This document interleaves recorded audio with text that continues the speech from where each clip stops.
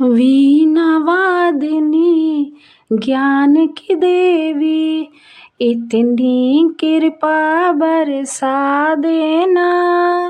मेरे सिर पर हाथ रखो माँ, ज्ञान की ज्योति जगा देना। ज्ञान की ज्योति जगा देना।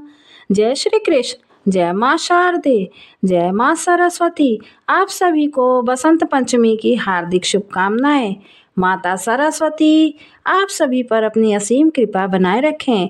आप सबकी सभी मनोकामनाएं पूर्ण हो। बसंत पंचमी बसंत ऋतु के आगमन का प्रतीक है और इसमें ज्ञान, विद्या और कला की देवी सरस्वती माँ का पूजन किया जाता है। सरस्वती को बागेश्वरी, भगवती, शारदा, वीणा वादिनी और भाग्य देवी सहित अनेक नामों से पूजा जाता है। संगीत की उत्पत्ति करने के कारण वह संगीत की देवी भी है।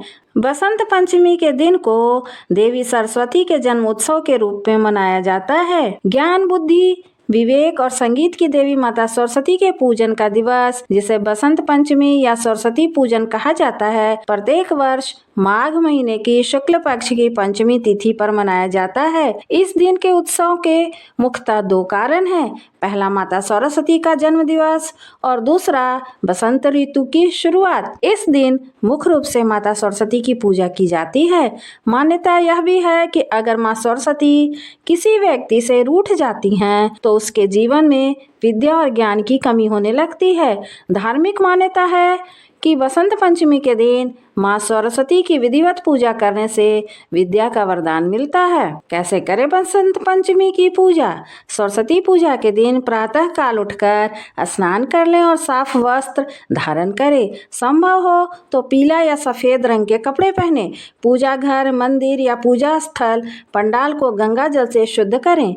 पूजा की चौकी पर पीला वस्त्र बिछाकर उस पर माँ सरस्वती की मूर्ति स्थापित करें। माँ सरस्वती की मूर्ति को चंदन का तिलक लगाकर केसर, रोली, हल्दी, चावल, फल और पीले फूल अर्पित करें। देवी शारदा को बूंदी या बूंदी के लड्डू, मिश्री, दही, हलवा का भोग लगाएं। माता सरस्वती के चरणों में छात्र कलम, कॉपी और पुस्तक रख दें और पूजा के दूसरे दिन ही वहां से हटाएं। बसंत पंचमी के दिन विद्यार्थियों को श्रद्धा पूर्वक माँ सरस्वती का मंत्र ओम ऐं सरस्वती नमः का जप करना चाहिए। इससे उन्हें विद्या, विवेक, बुद्धि का लाभ मिलेगा। बसंत पंचमी के दिन माँ सरस्वती के पूजन के बाद सरस्वती माता की कथा सुनने का विशेष महत्व बताया गया है। तो चलिए सुनते हैं बसंत पंचमी की कथा। देवी भागवत पुराण के अनुसार सृष्टि के आरंभ में त्रिदेव ने सृष्टि का निर्माण किया। उन्होंने मनुष्य जाति को बनाया, लेकिन वे संतुष्ट नहीं थे। ब्रह्मांड में पूर्ण शांति थी, जिसे त्रिदेव एक कमी मानते थे।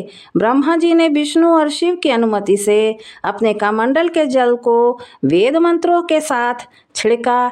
इससे अद्भुत शक्ति का उदय हुआ, जो एक चतुर्भुजी स्त्री के रूप में प्रकट हुई। वह स्त्री माता सरस्वती थीं। उनके 4 हाथों में वीणा, तथास्तु मुद्रा, पुस्तक और माला थी। त्रिदेव ने देवी सरस्वती का अभिवादन किया और उनसे वीणा बजाने का निवेदन किया। माता सरस्वती ने उनका अभिवादन स्वीकार किया और वीणा बजाई। वीणा की मधुर ध्वनि से संपूर्ण ब्रह्मांड गूंज उठा। यह ध्वनि तीनों लोकों, स्वर्ग, पृथ्वी और पाताल में फैल गई।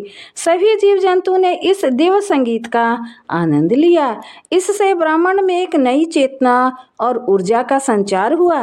देवी सरस्वती के आगमन से सृष्टि में कला, ज्ञान और संगीत का प्रादुर्भाव हुआ। इस कारण ब्रह्मांड में जो शांति एक कमी लग रही थी, वह सरस्वती के आगमन से पूर्णता में बदल गई। माता सरस्वती के वीणा वादन से ब्रह्मांड में एक नया जीवन फूंका गया।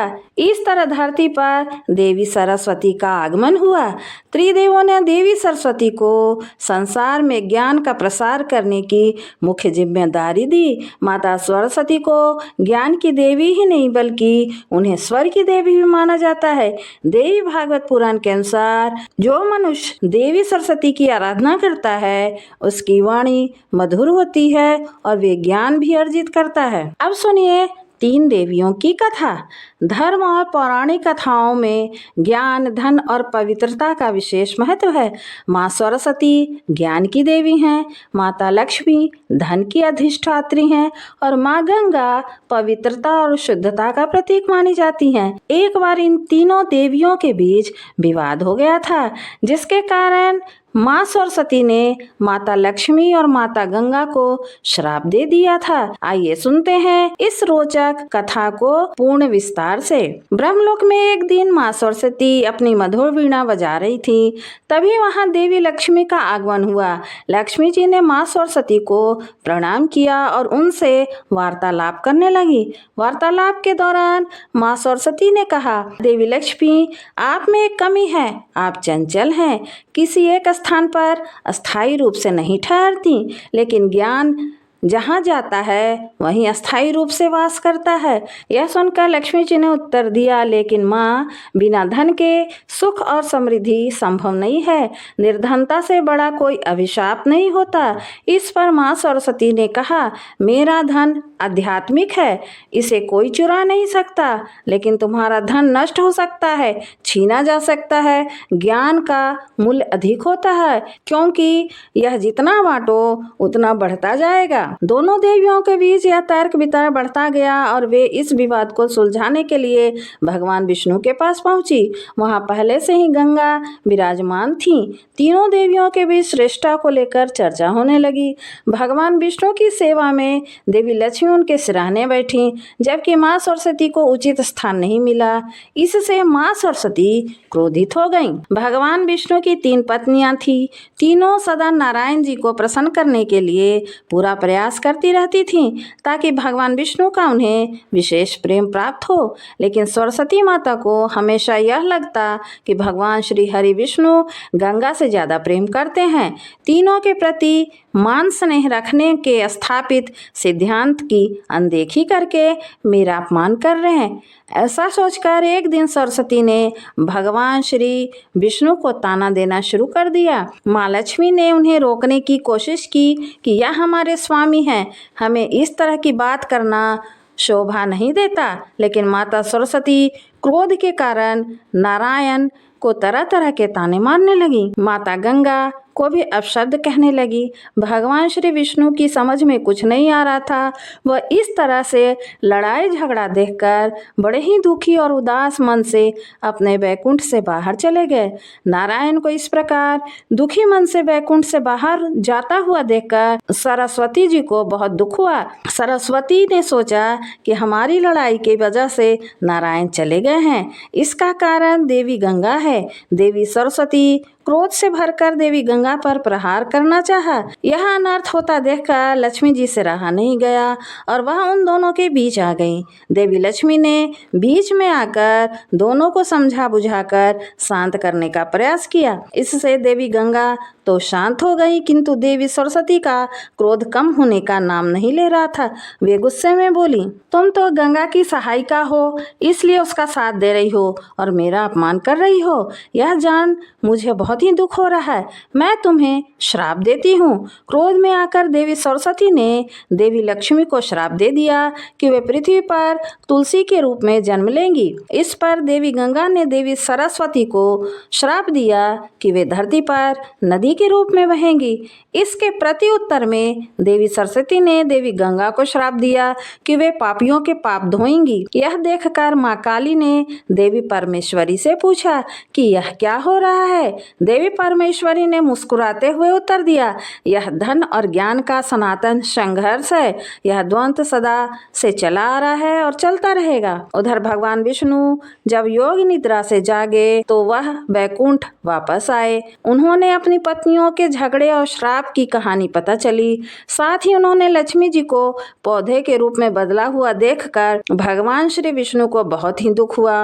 वे सोचने लगे कि देवी लक्ष्मी का स्वभाव शांत है और वह सूझबूझ वाली हैं, इसलिए मेरी पत्नी बनकर मेरे साथ रहने का अधिकार सिर्फ लक्ष्मी को है। लेकिन यह क्या तीनों एक साथ रह सकती हैं? ऐसी स्थिति तो पुनः भी आ सकती है। इसलिए उन्होंने देवी गंगा और देवी सरस्वती का त्याग करने का निश्चय किया। लेकिन भगवान श्री विष्णु की इस बात का पता गंगा और सरस्वती को लगा तो ये बड़े ही करुण स्वरों में क्षमा मांगने लगी और श्राप का निवारण करने के लिए कहने लगी। तब भगवान श्री विष्णु ने उन्हें बताया कि गंगा पृथ्वी पर मनुष्यों के पापों को धोने के लिए अवतरित होंगी और यह नदी के रूप में स्वर्ग में भूलोक और पाताल लोक में त्रिपगा होकर बहेंगी। साथ ही वे अंश रूप में उनके चरणों में परमपिता ब्रह्मा के कमंडल में और महादेव की जटाओं में भी रहेंगी और साथ ही सरस्वती भी उनके साथ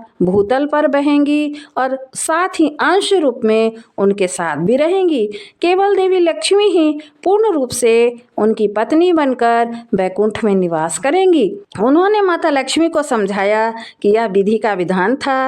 राजा धर्मध्वज की तपस्या के फलस्वरूप उन्हें पृथ्वी पर अवतार लेना ही था। इस प्रकार देवी लक्ष्मी तुलसी के रूप में, देवी सरस्वती एक नदी के रूप में और देवी गंगा पवित्र धारा के रूप में पृथ्वी पर अवतरित हुई। साथ ही उन्होंने शालिग्राम का रूप लेकर देवी लक्ष्मी के तुलसी रूप का पानी ग्रहण भी किया। एक दूसरे के श्राप के कारण ही दोनों पृथ्वी पर नदी के रूप में बह रही हैं और लक्ष्मी जी हमेशा भगवान श्री हरि विष्णु के साथ उनकी पत्नी बनकर वैकुंठ में निवास कर रही हैं। इस कथा में गहरा और धार्मिक आध्यात्मिक संदेश छिपा हुआ है।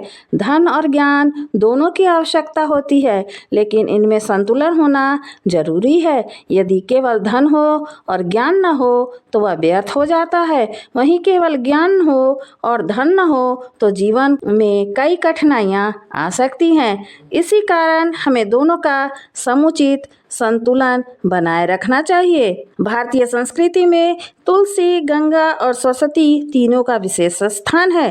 तुलसी को देवी लक्ष्मी का स्वरूप माना जाता है और उनकी पूजा घर में सुख समृद्धि लाती है। गंगा माँ को मोक्षदायिनी कहा जाता है, जो पापों का नाश करती हैं। वहीं सरस्वती देवी को विद्या, बुद्धि और संगीत की अधिष्ठात्री माना गया है। तो प्रेम से बोलिए सरस्वती माता की जय, माँ शारदे की जय, देवी लक्ष्मी की जय, गंगा मैया की जय।